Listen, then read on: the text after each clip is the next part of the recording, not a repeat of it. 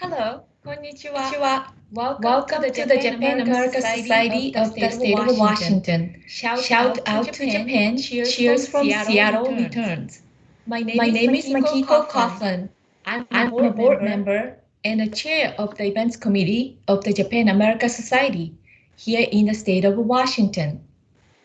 My professional training is as an IP attorney at Christensen O'Connor Johnson Kindness located in Seattle.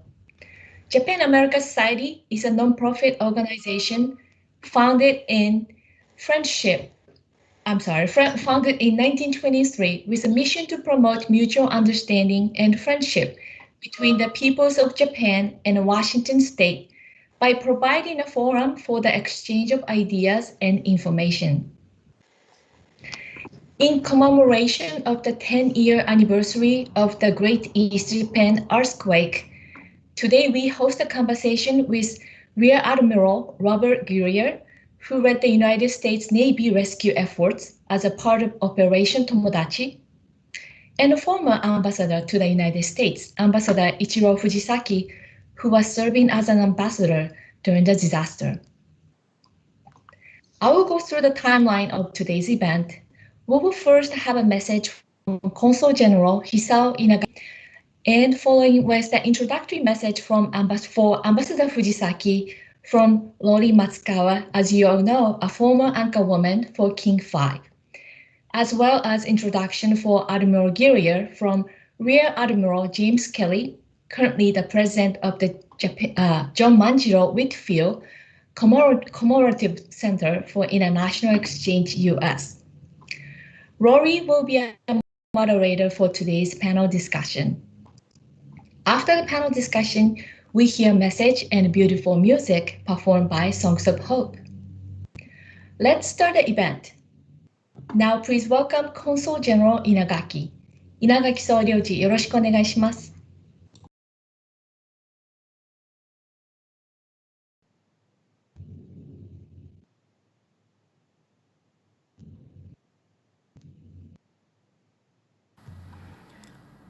Good evening, everyone. I am Hisao Inagaki, Consul General of Japan in Seattle. It is my honor to introduce this important commemorative event hosted by Japan-America Society of the State of Washington, Shout Out to Japan Returns, on the 10th anniversary of the Great East Japan earthquake. I thank Japan-America Society and the Seattle community for their continued support to Japan.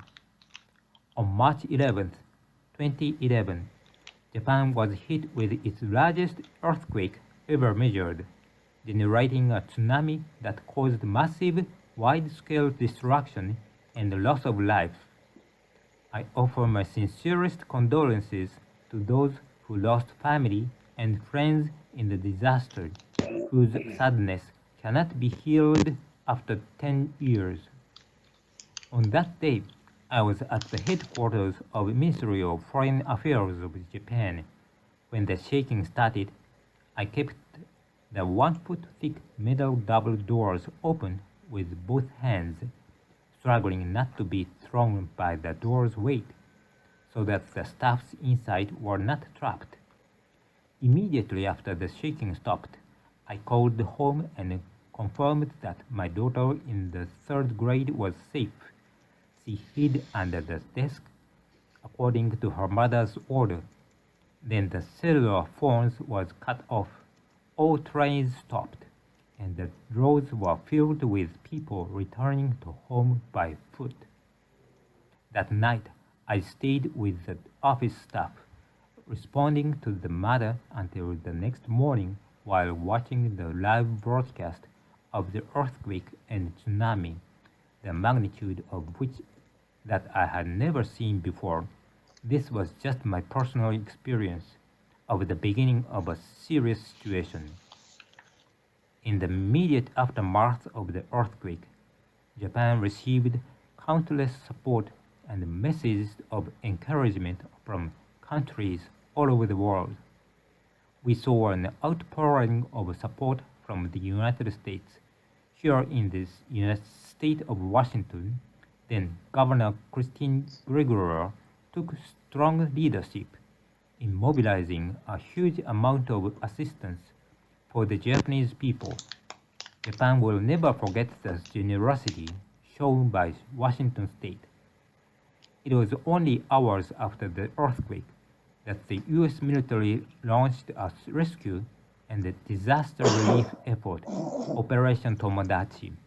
Civilians and volunteers also did so much to help. This part of support was a clear reflection of the unshakable friendship between Japan and the U.S., which was culminated through decades of alliances, in addition to people-to-people exchange. The people of Japan are not only grateful for the instinctive and robust assistance by the U.S., but are also proud of the special relationship between our two countries. Looking back, one must wonder how our countries could continue successful and close cooperation under such extreme conditions like the disaster of 3/11. Are there any lessons we can learn? Today, I am truly excited to welcome the two dignitaries from the US and Japan under this theme. Rear Admiral Robert Guerrier, who at the time commanded the USS Ronald Reagan off the coast of Sendai to execute the entire disaster relief operation, and former Japanese ambassador to the United States, Ichiro Fujisaki, who managed the two countries' diplomatic relations in Washington, D.C. at the most critical time of the disaster response. This talk will be moderated by Ms. Lori Matsukawa, our longtime friend in Seattle, former King 5 anchor and a distinguished community leader for Japanese Americans. Ms. Matsukawa actually went to Japan under the aftermath of the disaster in 2011 as a reporter and sent a vivid image of the catastrophic situation from Tohoku. Thank you for all of your participation today. The triple disaster of earthquake, tsunami, and meltdown of the Fukushima Daiichi nuclear plant brought not only physical devastation, but also lasting effects and changes at the deepest level of Japanese society. While our reconstruction efforts go on, I emphasize that in Tohoku, much progress has been achieved. For example, exports of products from Fukushima Prefecture recovered to pre-disaster levels and hit record highs for 3 consecutive years. But more remains to be done. Japan is creating a new Tohoku for the future on raised land such as Sendai City as a disaster-resilient and environmentally friendly city, which will be prepared for threats from future disasters and climate change. As stated in the joint message of Prime Minister Suga and President Biden on March 11 this year, Japan and the United States will continue to move forward shoulder to shoulder as Tomodachi friends to finish the reconstruction of the Tohoku region and to realize a better future for us all. I conclude by saying that once international travel resumes after COVID-19, I encourage all of you to visit the brilliant Tohoku region to enjoy the food, the hot springs, the landscape, the beauty of its nature and castles, and of course, to meet the people who are very friendly and genuine.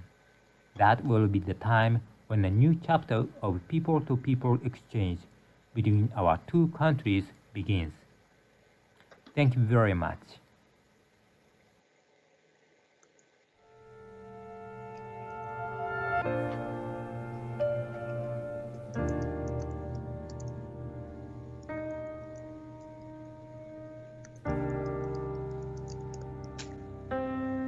I hear nothing.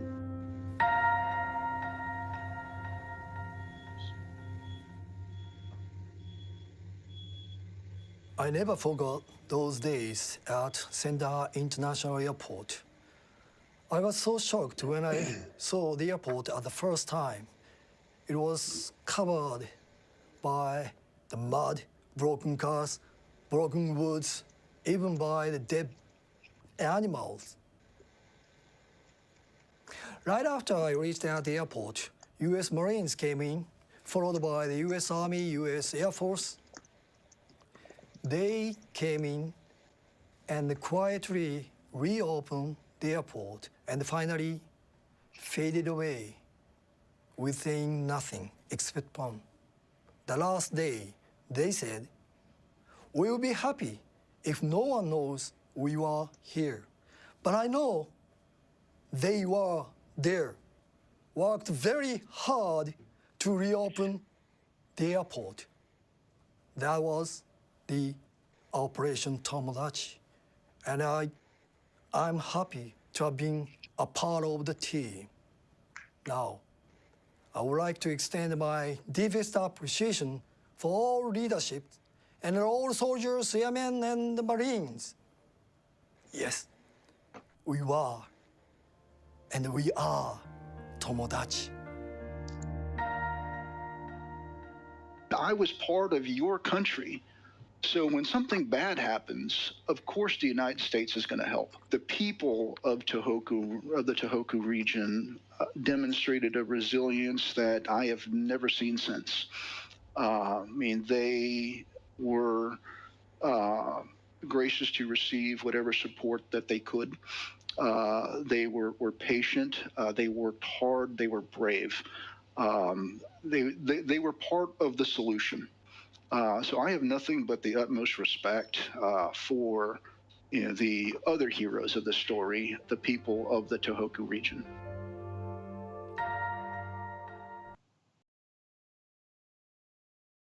Nice. Thank you for that video, Consul General Inagaki. My name is Lori Matsukawa, a longtime news anchor for King 5 television in Seattle.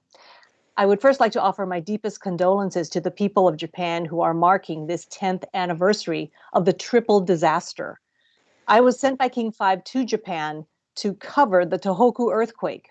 We did many stories in Tokyo, but before we could get to Tohoku, we were ordered home by our station after the explosion at the Daiichi nuclear plant. I was able to return to Tohoku 6 years later and meet million people of Namie, Odaka, Fukushima City, and Matsushima. I could see the resettling and rebuilding was continuing. After the US military withdrawal, there was a need for a long-term recovery effort. US Ambassador to Japan, John Roos, and my friend, the late Irene Hirano Inoue, president of the US-Japan Council, created the Tomodachi Initiative, a public-private partnership involving the US Embassy, the US-Japan Council, and the Japanese government. The goal was to teach civic engagement to the Tomodachi generation, the young leaders of tomorrow. It started with bringing youth in Tohoku to the United States to teach leadership skills and give hope. It eventually became an exchange program with American youth coming to Japan. To date, More than 9,000 students have visited in 300 programs and have committed themselves to the U.S.-Japan relationship. Our first guest also knows Ambassador Roos and knew Irene Hirano Inoue. Ambassador Ichiro Fujisaki was Japan's ambassador to the United States from 2008 to 2012. Before that, he was Japan's ambassador to the United Nations and World Trade Organization.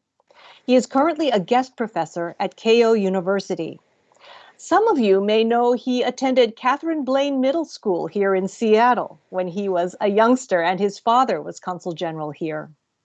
The ambassador and I were pleased to meet again just over a year ago at the enthronement of His Majesty Emperor Naruhito. Welcome, Ambassador Fujisaki, to this event. So nice to see you. Thank you very much, Laura-san. It's great to be on this. Can you hear me? Yes. You see, I am, as introduced, I'm a Seattle boy, so if there's any event, I'd be more happy to be there because, as Laurie said, I went to Catherine Blaine Junior High School 60 years ago. There was no Microsoft, there was no Amazon, there was no Starbucks, there was only Boeing. And I didn't speak a word of English that time. My mother told me, if someone tried to talk to you, just say, I don't speak English. And if nature called me, just ask people around, where's the restroom? That's the English I knew. So I'm really so much to Seattle, Washington, because without that, I wouldn't make it to ambassadorship. And when I came back as ambassador several times to Seattle, Washington, Seattle Times, I remember Seattle Times writing that another Ichiro came back because of Seattle Ichiro Mariners. But I was Japanese ambassador during the tragic incident, and at the time, my role was threefold. One was a sort of go-between Japanese government, Tokyo, and Washington. I really communicated daily with White House, Department of State, Department of Defense, and of course, Marines and all the experts. And really, Americans were into this. It's not only the people who were working in Japan, but also in United States, from President Obama, then Vice President Biden, Secretary Hillary Clinton, and everyone. And I was surprised that on Department of State, they had 24/7 team for several weeks, staying in office all the time. And it was really impressive how they really tried to cope with the situation. So I wanted Japanese people to know about it. It was really American government as a whole. The second role I had was to appear on American television and explain about the situation in Japan. And it was a daily thing, again, coming up to national network service and talk about Japan. And as Lori Matsukawa knows very well, the Japanese system of TV shows and American systems are very different. And American system, you just go on. But in Japanese system, you do some rehearsal or you do some preparatory Q&A beforehand with caster. In Washington, that was totally different. And for example, I remember when I went to CNN, Wolf Blitzer was there. I just sat next to him during the commercial, and he would let me explain the situation. And when I was going to finish and go, Mr. Blitzer would say, Ambassador, can you stay on for a few more minutes? And I said, okay, I'll be here. And then he would call someone, correspondent in Fukushima, and she would explain that people are now talking about nuclear meltdown in Fukushima. And he would look at me and say, Ambassador, you didn't tell about this. How do you think how can you, what's your account on this, or something like that. And it was really tough, but I think it was very important to do that.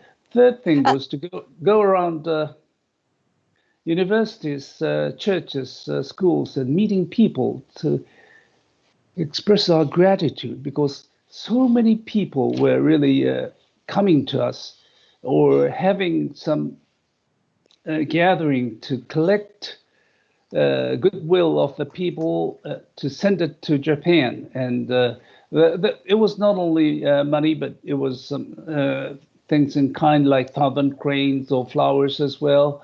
And it was my duty to explain the situation, express gratitude on behalf of Japanese, and to really, and for example, even a small kid came up to me and said, "This is a birthday gift I got, $20 bill, and please send it to Fukushima people because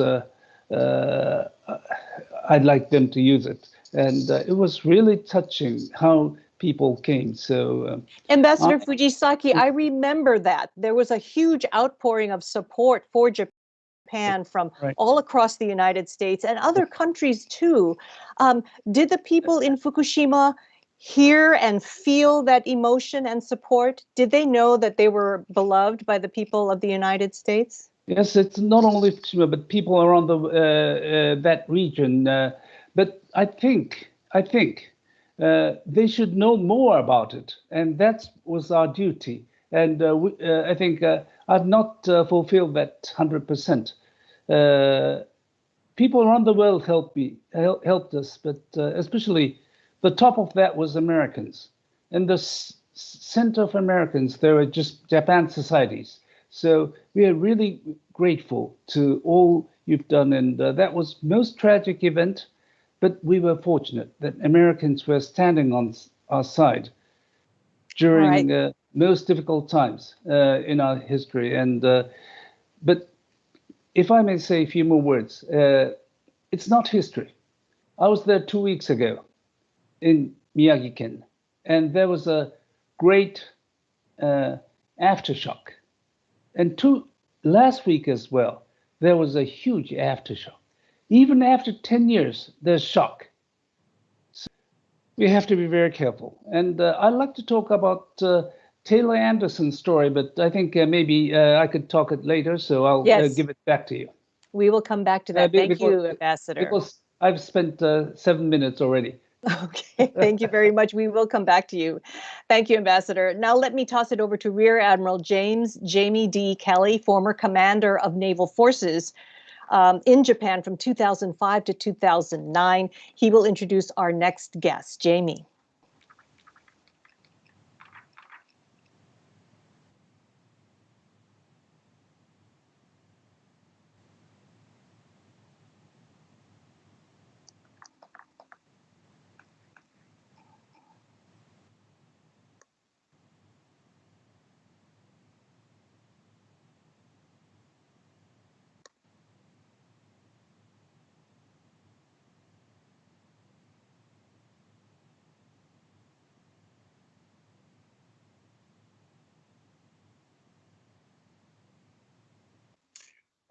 Bob served our country and his Navy and our alliance for 34 years before he retired from the U.S. Navy. And so he was not just serving for a long time with the U.S. Navy, but he was also on the spot in our person that was the first responder at sea for the U.S. Navy during Operation Tomodachi. I apologize for messing my voice communication up to start with, but what I really wanted to start with was by saying my heart goes out to anybody that was involved, whether a survivor, whether a family member, whether a person who suffered loss of home, house, friends, as everybody in Iwate Prefecture certainly did in one form or another.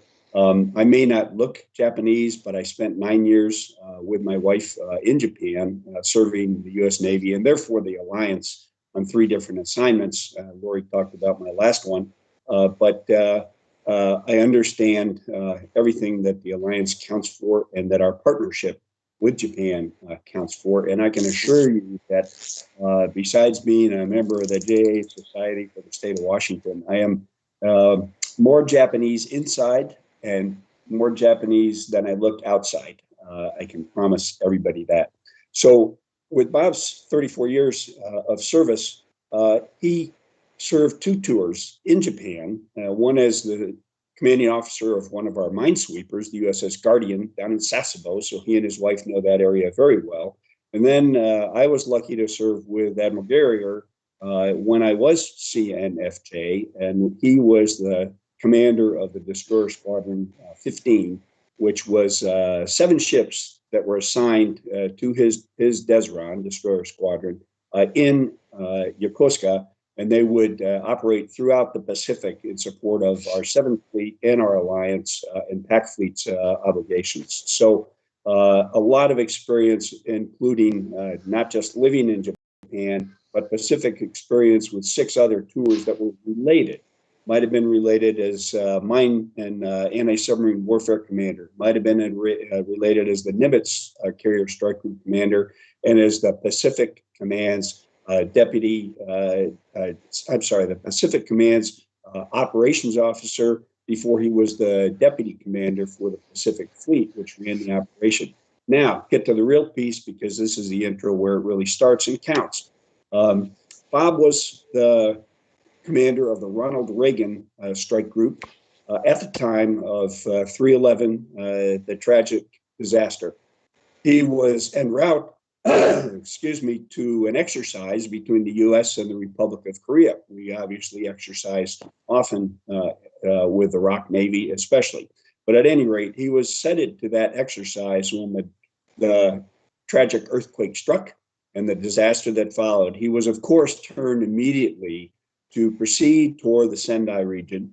By the time he arrived to be the first real response from the U.S. Navy for Operation Tomodachi, we, the U.S. Navy and the operating forces that were headed inbound, had already been approved because of the work of Ambassador Ruse and Ambassador Fujisaki and the Pacific Fleet Commander and the 7th Fleet Commander, U.S. Forces Japan Commander, all those lineup of people that are responsible in Japan to make sure that when we bring some ship into the country, we're authorized to do that, and that Japan has, of course, requested us, because we don't go anywhere without Japan's request over there. It's part of being in the alliance. So they, of course, had been requested, and they were immediately invited in to provide assistance on arrival. So with that, I will shut up and turn it over to Admiral Bob Guerrier, the commanding officer then of the Ronald Reagan Strike Group, and now the director of the Pacific Forum, a think tank in Honolulu.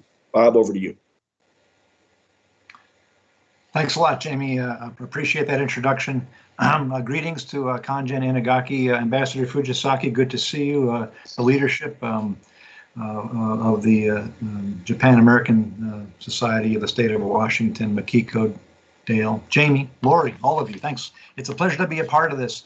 And so I've got about 10 minutes, and I won't go over. And then let's go to that first opening slide, if you wouldn't mind, Dale. You know, to me, Tomodachi is an opportunity. Today is really an opportunity to reflect on and to remember and to never forget. You know what happened. 10 years ago. The amazing events, tragic events of the Great East Japan earthquake. It's an opportunity to reflect, to remember, to never forget.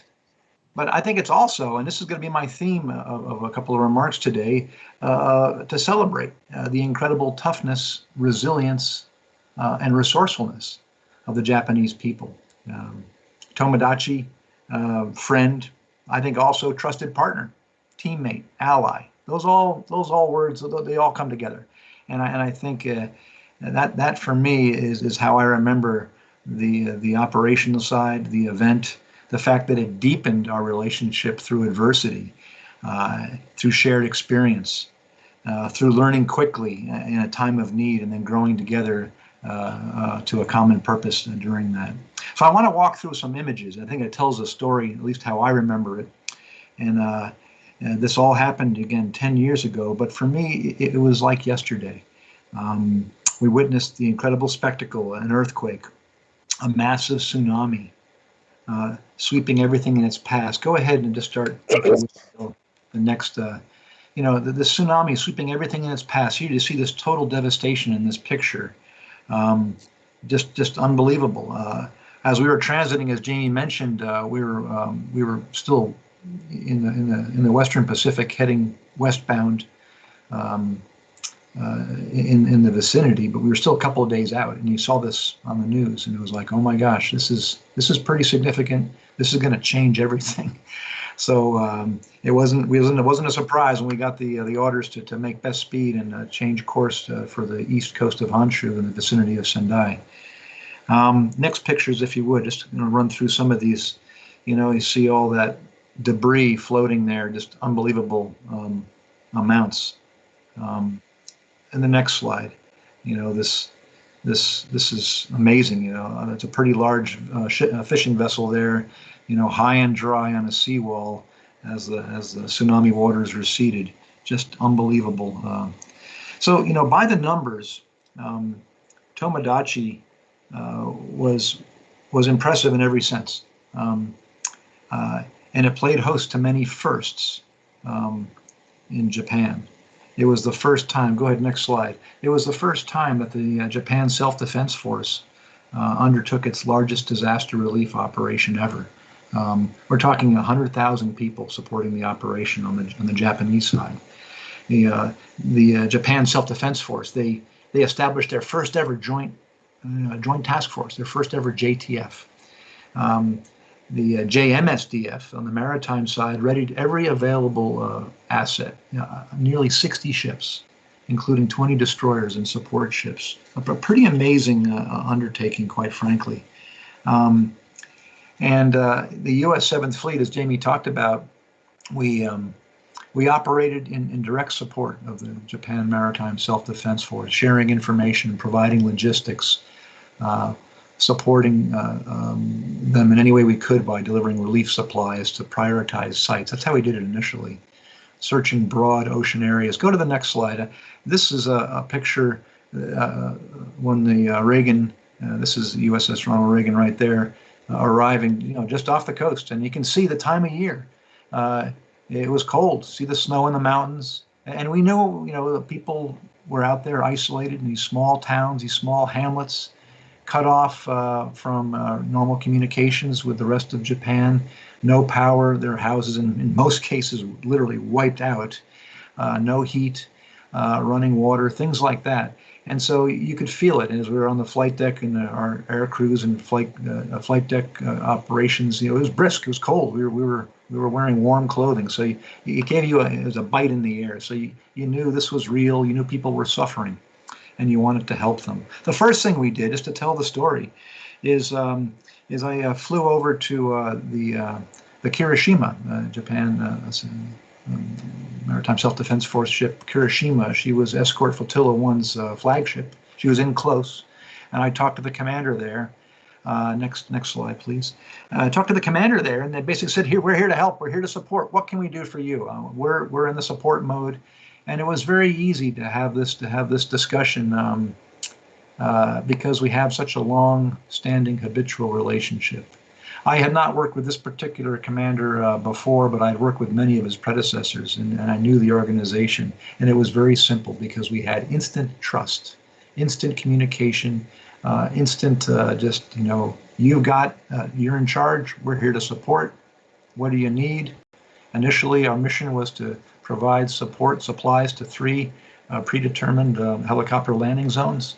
And then we also agreed up front to provide 2 liaison officers from my staff to the Japanese flagship, and they did the same thing. And here they are coming off their Japanese Maritime Self-Defense Force helicopter, landing on the deck of the carrier Reagan, and then that's the 2 liaison officers. Next slide. And those liaison officers provided a very important link. So in the middle there, you see that's my Desron Commodore. And then on both sides of him, 2 representatives, 2 liaison officers, who have gone on, by the way, to very successful positions in the JMSDF. But they became a very important link. You know, communications, language, not a problem. And so you had this wonderful bond going back and forth. And so from there, we basically, continued to provide support. You know, it was a matter of sending helicopters. Next slide. You know, on a routine basis, we were sending them over to either other Japanese ships, but in most cases to those helicopter landing zones. And then one of the big missions, next slide, was really to search for isolated pockets of people.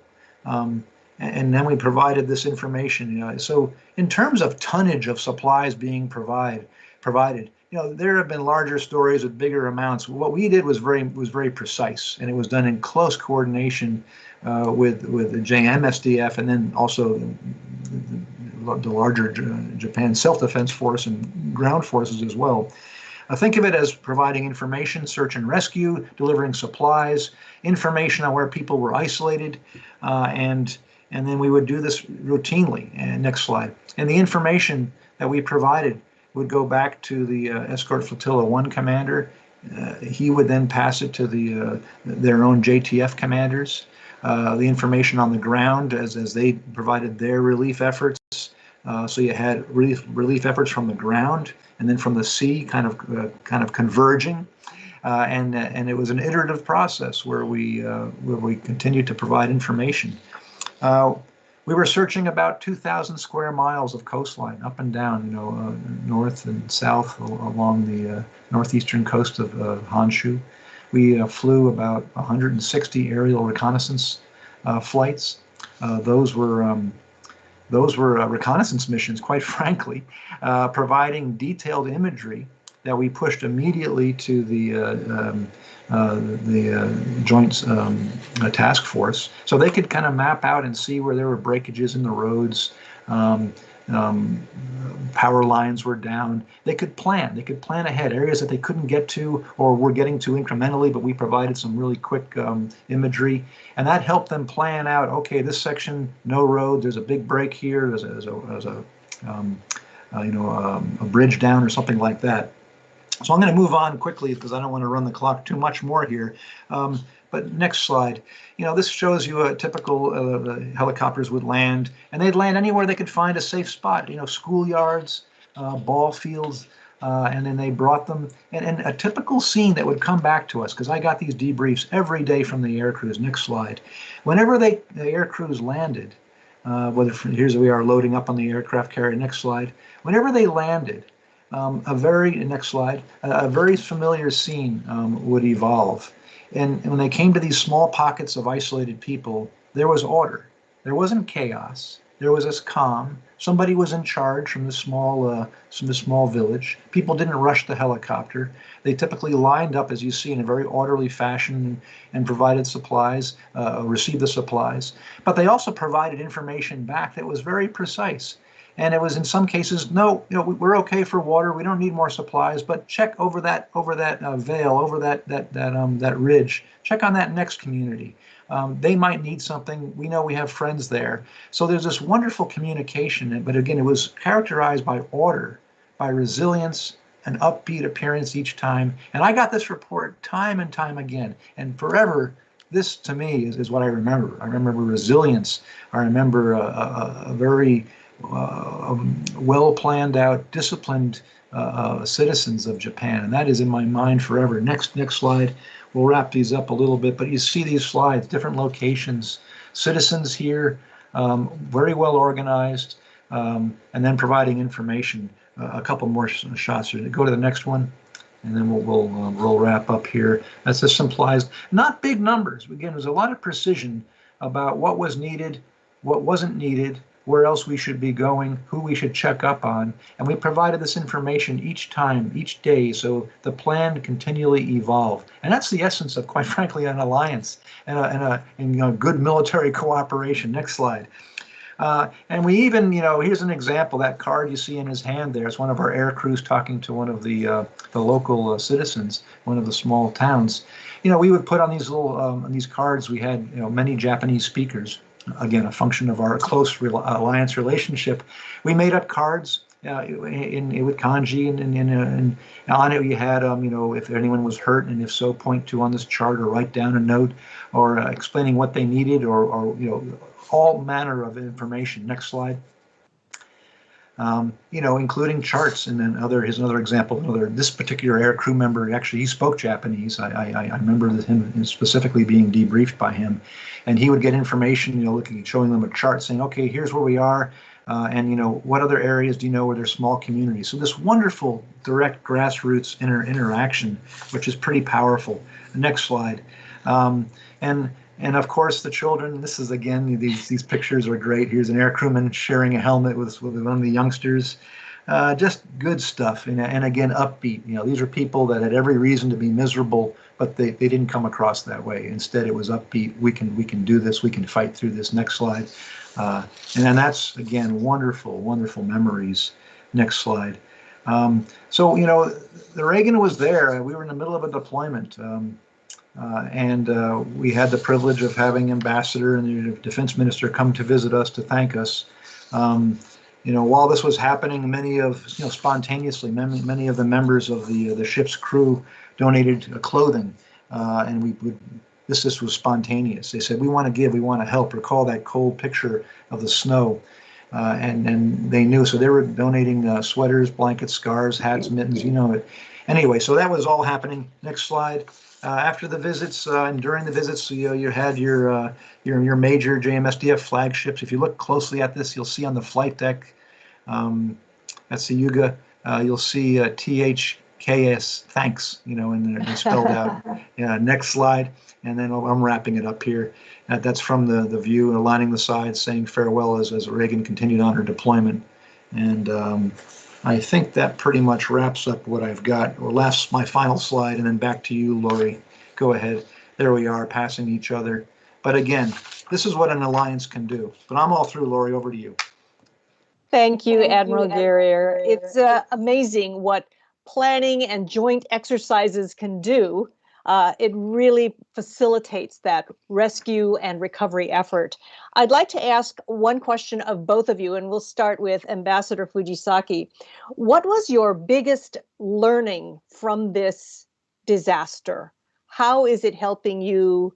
How is it helping the U.S.-Japan relationship? Your biggest learning?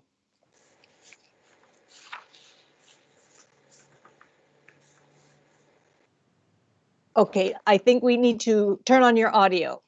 Unmute yourself.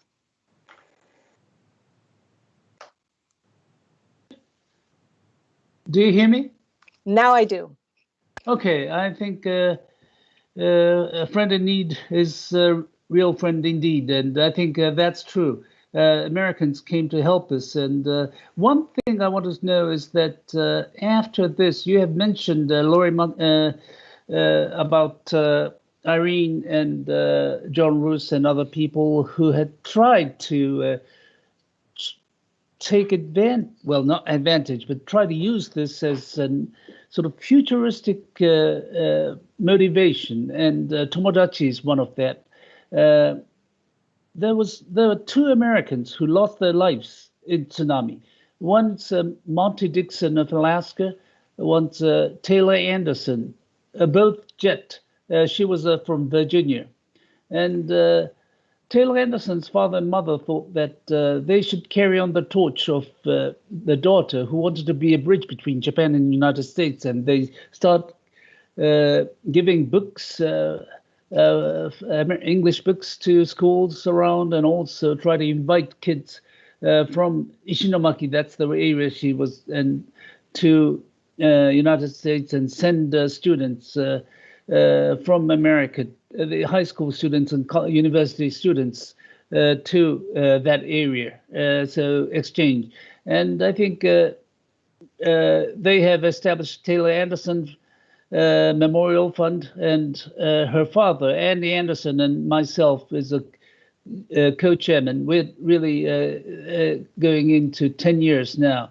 And I think what was very impressive that Americans, and inspired by Americans, very frankly, the Japanese tried to not to take this as a tragedy, but try to use it as forward-looking. And I think that was really something I really learned. Thank you very much. All right. And Admiral, your biggest takeaway from your experience in the rescue and recovery effort? Oh, absolutely, unequivocally, the power of what an alliance can do, what habitual relationships can do. When you operate together for so long, for many, many decades, you build trust. And this is it's a very intensive thing. It doesn't happen overnight, but it's the power of true alliance, the power of trust, and that happens over time. And it telegraphs what you can do in the future. And so for all those reasons, whether it be humanitarian assistance, disaster response, consequence management, or even a security-related type of thing, it just shows the power and readiness and how quickly you can work together toward the common end when you have trust and when you have an habitual relationship. All right. Thank you. I am going to now invite members of the audience. If you do have a question for either of these gentlemen, please type it in your chat. And in the meantime, I'm going to ask another question about your visit recently to the Tohoku region, Mr. Ambassador.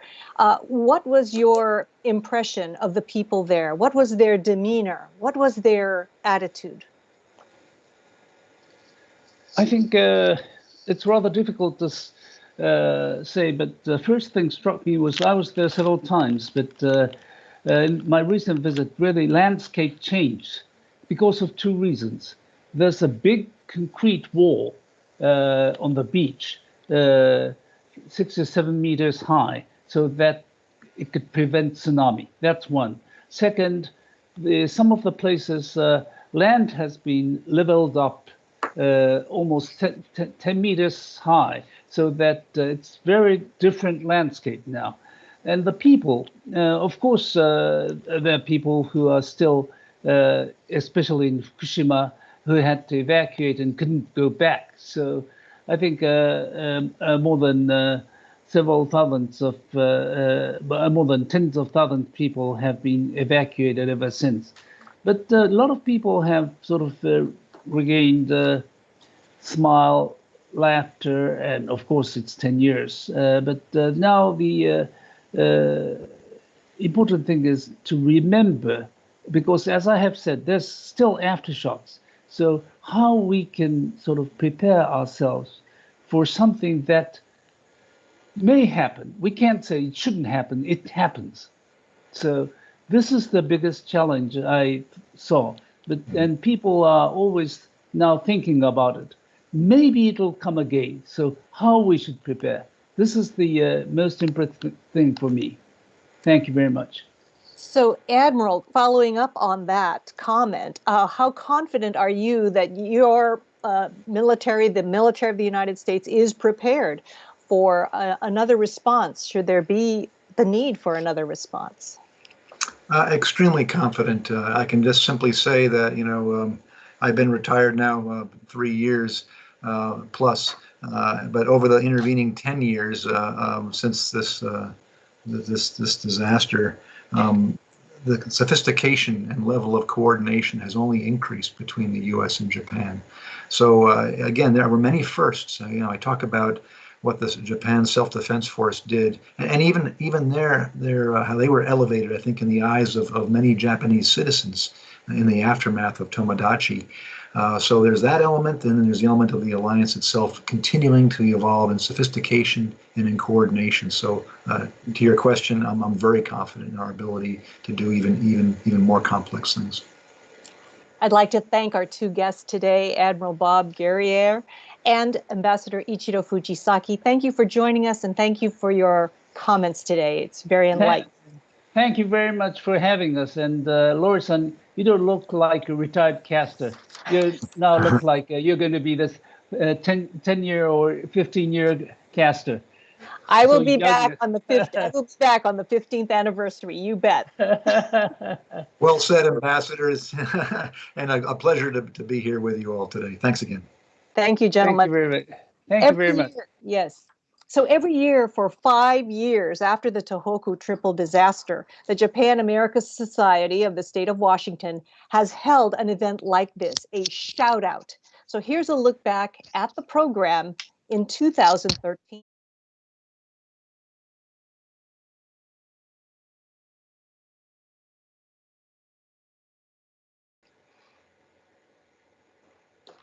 皆様こんにちは、辻井信之です。震災から2年が経とうとしていますが、やはりまだまだ大変な思いをされていらっしゃる方たちに、音楽家としてやはり音楽で諦めないでいただきたいというそういう思いを伝え続けていきたいと思っています。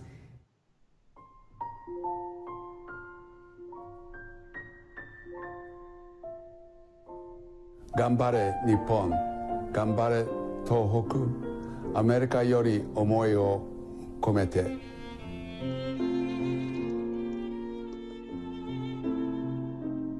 I'd really like to acknowledge and thank the Japan-America Society and the state of Washington and all of the volunteers and sponsors who made today happen.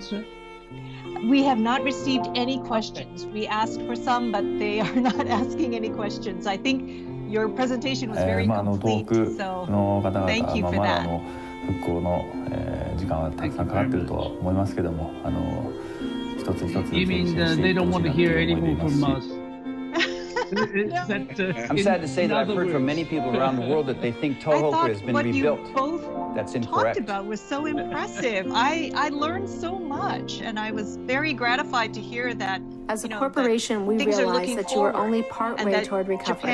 We would like to follow your recovery process and continue to provide the necessary support that you need. But have you ever had the big earthquake? Never doubted that your resilience and determination would see you emerge Seattle, as an even stronger nation. It was 1966. 66? Is that when they had in California? Our state, its people, businesses, and organizations have committed to helping our Japanese friends in any way we can. 66. Ganbare Nippon! Better not talk now. Watching the video. We are very grateful again for what you have done, and we hope that we'll continue to cope with many issues together.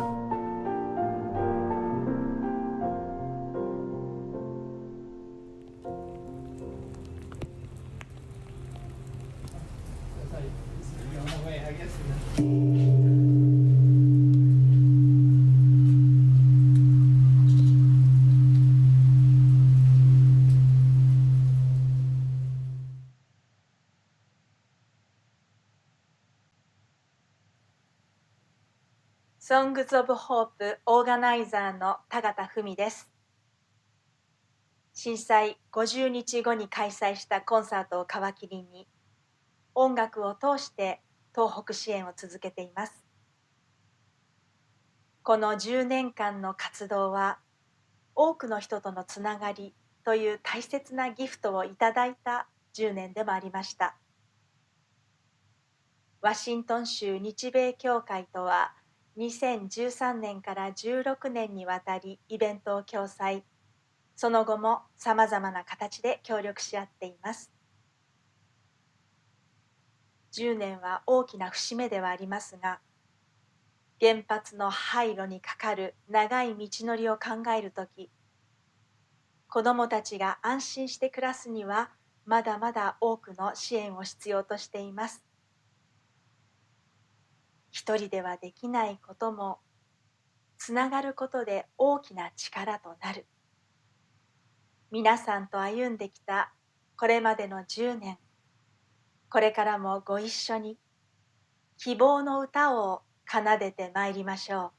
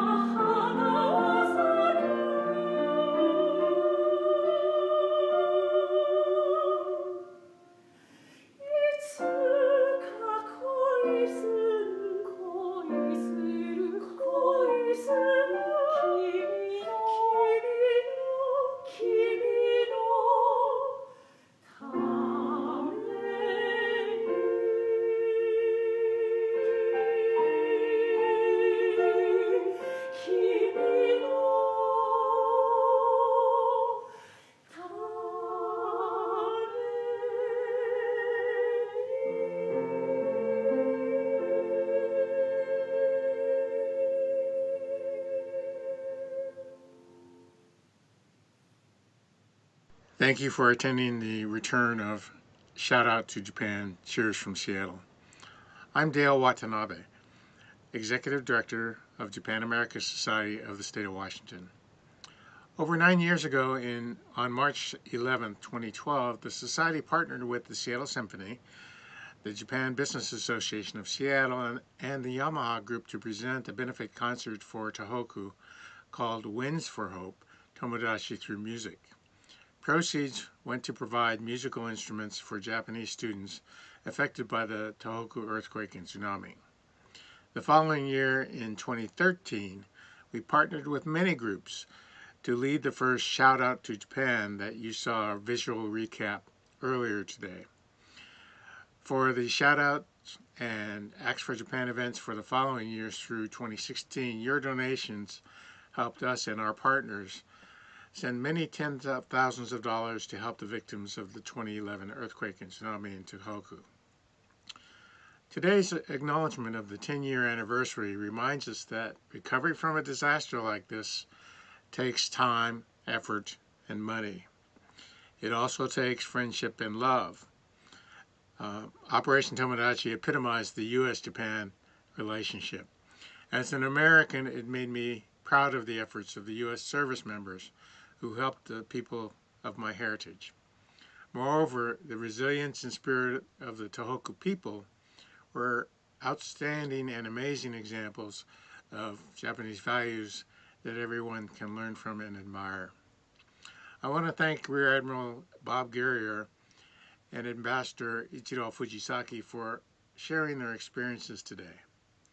Thank you to Lori Matsukawa for a great job of moderating and sharing her experiences in Tohoku. Thank you to Consul General Inagaki and his staff for their help and support. Props to Rear Admiral Jamie Kelly for suggesting and roping Bob Guerrier into doing this event. Special recognition thanks to Fumi Tagata and Songs of Hope for their partnership and uplifting voices in all of our past shoutouts and Acts for Japan events, as well as today. A big thanks to the events committee, volunteers, staff, and especially our events committee chair, Makiko Coughlin, for creating the past year's outstanding year of events in such a challenging time. I hope you'll join us for our annual meeting on April 21st, where our speakers will include Will Schaefer, President of Boeing Japan, and Dr. Lisa Brown, Director of the Washington State Department of Commerce. Be an individual or corporate sponsor and get a special omakase dinner created by Chef Shiro Kashiba of Sushi Kashiba. Watch for our videos on our website and social media. Thank you for joining us in friendship and love. Let me run our last video tonight of my counterparts and many of the other 38 independent Japan-American societies across the country. On behalf of the many American organizations dedicated to the friendship between Japan and the United States, I would like to express my thoughts and prayers to our many friends, colleagues, and families in Japan on the 10th anniversary of March 11, 2011. We will never forget. We remember. Wasurimasen. Wasurimasen. Wasurimasen. Kisuna always. We remember. Wasuremasen. We remember. Wasuremasen. Wasuremasen. Hello from Dallas. We remember. Wasuremasen. Wasuremasen. これからも忘れません。忘れません。